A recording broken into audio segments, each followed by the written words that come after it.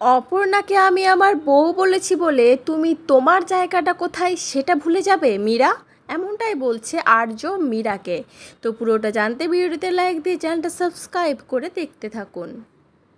চিরদিনই তুমি যে আমার সিরিয়ালের আগামী পর্বে আমরা দেখতে পাবো যে লোকটা আর্যকে শঙ্কর বলে ডেকেছিল, সেই লোকটাই আর্যর কাছে হাত জোর করে বলছে, স্যার আমাকে ক্ষমা করে দিন, আমার ভুল হয়ে গেছে।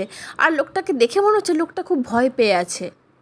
আর অপর্ণা ওই লোকটাকে ওই অবস্থায় দেখে মনে হতে থাকে এই লোকটার নিজের ভুলের থেকেও ভয় পাওয়াটা বেশি মনে হচ্ছে।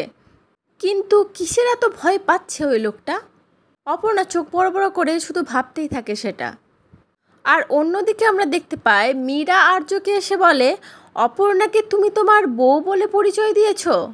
অপর্ণা হলো আমাদের কোম্পানির সামান্য একজন স্টাফ, তুমি এটা কেন করেছো? আর আর্য তো এটা শুনে প্রচণ্ড রেগে যায়। রেগে বলতে থাকি, তাতে তোমার কি হয়েছে মীরা?